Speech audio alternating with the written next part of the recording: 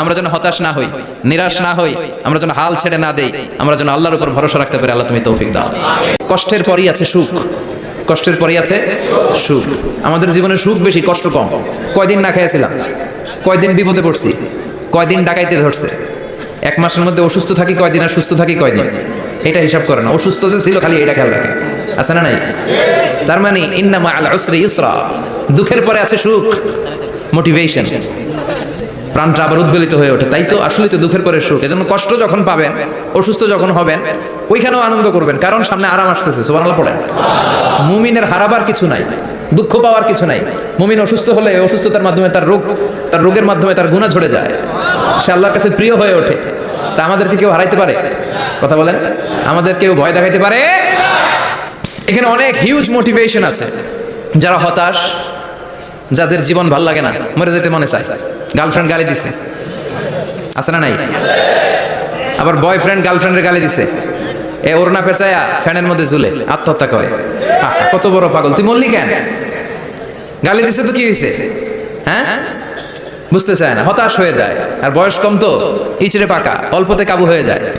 এই সূরাগুলো পড়ে না, এখানে আশার বাণী আছে। আজকে আমি জানি কথা শোনাবো আপনাদেরকে, শুরুতে আগে সংক্ষেপে বলে দিই। এই সূরার মূল কথা হচ্ছে, মানে সেন্ট্রাল থিম বা সাবজেক্ট ম্যাটার, সূরাতুদ দোহার কেন্দ্রীয় আলোচ্য বিষয় হচ্ছে নিরাশ হবেন না, হতাশ হবেন না, হাল ছাড়বেন না, ভরসা রাখবেন কার উপর? এই সূরাটা মুখস্থ আছে না অনেকের?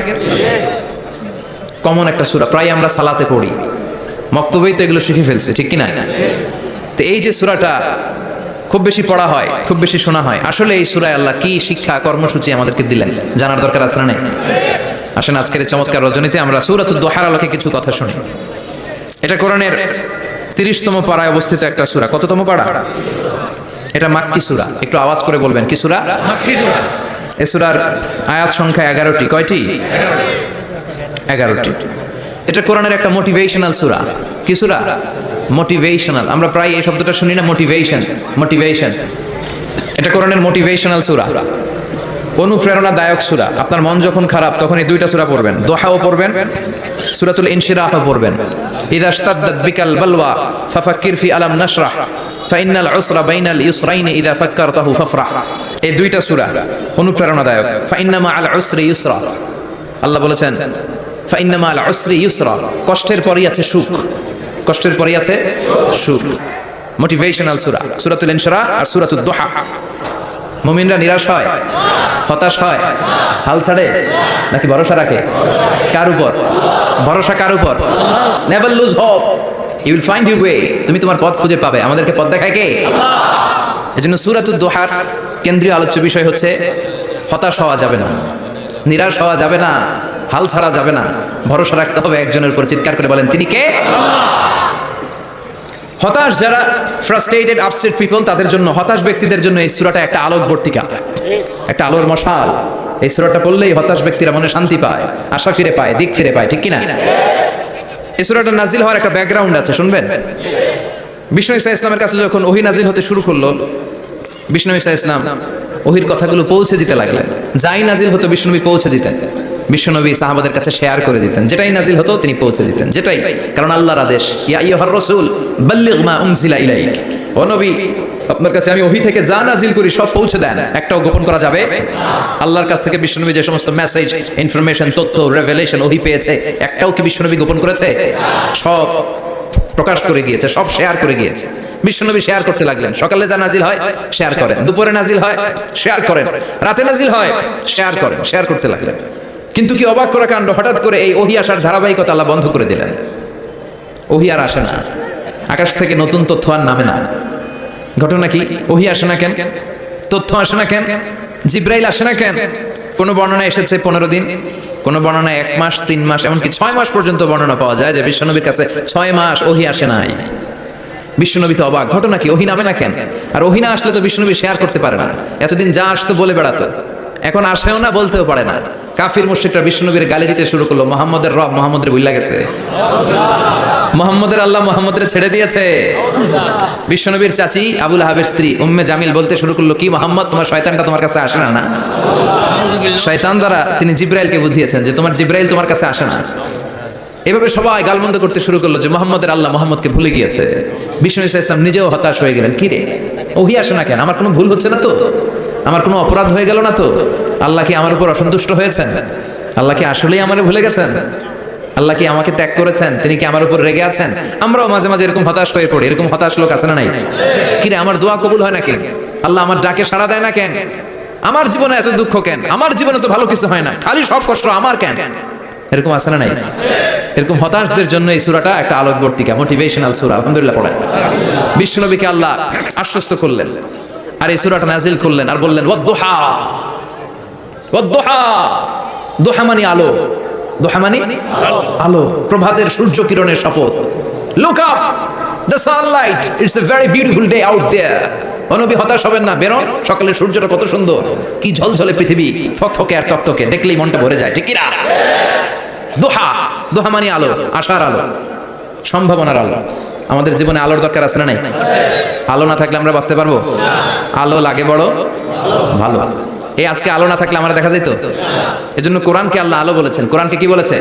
কিতাবুন আনজালনাহু ইলাইকা লিতুখরিজান নাসা মিনাল যুলুমাতি ইলান নূর। Muhammad, I've revealed this holy Quran unto you to lead the mankind out of darkness into the light. অন্ধকার থেকে লাইট, লাইট মানে কি? আলো। আলোর দিকে নেওয়ার জন্য কোরআন পাঠিয়েছি। আবার বিশ্বনবীকে আল্লাহ নূর, নূরের সাথে তুলনা করেছেন। আবার বিশ্বনবী আল্লাহর কাছে নূর চাইতেন, বলছেন আল্লাহ আমার ডানে আলো দাও, আমার বায়ে আলো দাও, আমার সামনে আলো দাও, পিছনে আলো দাও, উপরে আলো দাও, নিচে আলো দাও, আমার দেহে আলো দাও, আমার মাংসপেশির ভিতরে আলো দাও, আমার হাড্ডির ভিতরে আলো দাও, আমার জন্য তুমি আলো দাও। পড়েন আমিন। এজন্য আলো ছাড়া বেঁচে থাকা অসম্ভব। আল্লাহ তাআলা আলোর নামে সূরা দিলেন, সূরাতুদ দুহা, প্রভাতের আলো, প্রভাতের সূর্য কিরণের শপথ, আলোর শপথ। সুবহানাল্লাহ পড়েন। এরপর আল্লাহ বললেন ওয়াল-লাইলি ইযা সাজা, আলোর শপথ, সকাল বেলার সূর্য কিরণের শপথ। দ্বিতীয় আয়াতে আল্লাহ বললেন রাত্রি বেলার শপথ, যখন রাত্রিটা নিঝুম হয় নিস্তব্ধ, নিঝুম আর নিস্তব্ধ রাতের শপথ। তাহলে আল্লাহ আলোর কসম কাটলেন, তারপরে অন্ধকারের কসম কাটলেন, ঠিক কি না? আলো দ্বারা মূলত আল্লাহ তাআলা ওহীর আগমনকে বুঝিয়েছে, আর অন্ধকার দ্বারা আল্লাহ তাআলা ওহীর অনুপস্থিতি বুঝিয়েছে। এটা দিয়ে আল্লাহ বুঝাতে চাইলেন, ও নবী, কাফির মুশরিকরা আপনারা গালি দেয়, ওরা বলে যে আমি আপনারে ভুলে গেছি, আমি আপনারে ত্যাগ করেছি, আমি আপনার প্রতি অসন্তুষ্ট। না না, আমি ইচ্ছা করে ওহী পাঠাই না, কারণ সব সময় আলো থাকলে ভালো লাগে না, কিছু সময় অন্ধকারের দরকার আছে না নাই? বুঝে শুনে উত্তর দিয়ে। 24 ঘন্টা আলো, 365 দিন খালি আলো আলো আরো আলো। যদি সূর্যের আলো সব সময় থাকে 365 দিন, ভালো লাগবে? রাতে ঘুমাবেন কেমন? আবার সব সময় ঘুটঘুটে অন্ধকার, আলো নাই, ভালো লাগে? ক্ষেত খামারে চাষ করা লাগবে না, বাজারে যাওয়া লাগবে না। তার মানে আলোরও দরকার আছে, অন্ধকারেরও দরকার আছে। এটা দিয়ে আল্লাহ বুঝাতে চাইলেন নবী ওহী নাজিল করার জন্য দরকার আছে, মাঝে মাঝে ওহী বন্ধ রেখে আপনার বিশ্রাম দেওয়ারও দরকার আছে। চিৎকার করে বলেন আল্লাহু আকবার। এজন্য আল্লাহ বললেন ওয়াদ-দুহা ওয়াল-লাইলি ইযা সাজা মা ওয়াদ্দা'আকা রাব্বুকা ওয়া মা ক্বালা ওয়ালাল আখিরাতু খায়রুল লাকা মিনাল উলা। সুবহানাল্লাহ পড়ে। ও নবী, প্রভাতের সূর্য কিরণের শপথ,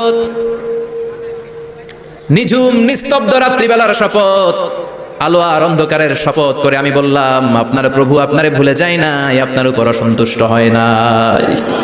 আমি আল্লাহ ইচ্ছা করে ওহী বন্ধ রেখেছি, কারণ ওহীর একটা পাওয়ার আছে, বারবার ওহী রিসিভ করলে আপনার স্নায়ু এটা সহ্য করতে পারবে না, আপনার দেহ এটারে বরদাস্ত করতে পারবে না। নবী, আমি আপনার প্রতি এত রহম দিল, এত ভালোবাসি, বারবার ওহী নিতে নিতে আপনার যে কষ্ট হয়, এই কষ্টটা আমার আল্লাহর সহ্য হয় না। এজন্য আমি আল্লাহ ইচ্ছা করে কিছুদিন ওহী বন্ধ রাখছি। সুবহানাল্লাহ পড়ে। তার মানে এই নয় যে আমি আপনার ভুলে গিয়েছি, আমি আপনার ছেড়ে দিয়েছি। আরে নবী, আমি তো আমার নামের সাথে আপনার নামকে জুড়ে দিয়েছি, লা ইলাহা ইল্লাল্লাহ মুহাম্মাদুর রাসূলুল্লাহ। যেখানে আমার আল্লাহর নাম, সেখানে বিশ্বনবীর নাম আছে না নাই? আজান যখন দেই আল্লাহু আকবারের পরে বিশ্বনবীর নাম আছে না নাই? একামতে আছে না নাই?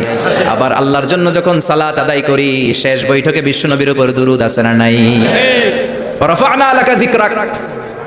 ও নবী, আপনার নামকে আমি অনেক উপরে তুলে ধরেছি, আমার নাম যেখানে আপনার নাম ওইখানে, গোটা বিশ্বব্যাপী আপনার নাম ছড়ায় যাবে।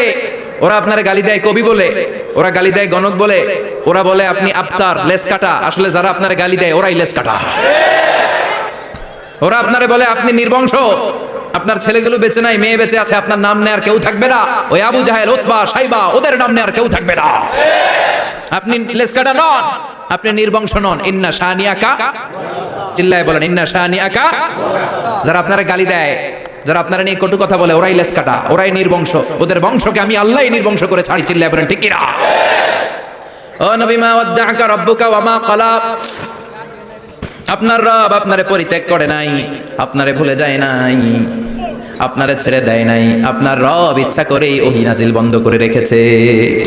আমি ইচ্ছা করেই আপনারে প্রেসার দিতে চাই নাই গো নবী, কারণ ওহী রিসিভ করা অনেক কঠিন। এটা আস্তে আস্তে আপনি অভ্যস্ত হবেন। সুবহানাল্লাহ পড়ে।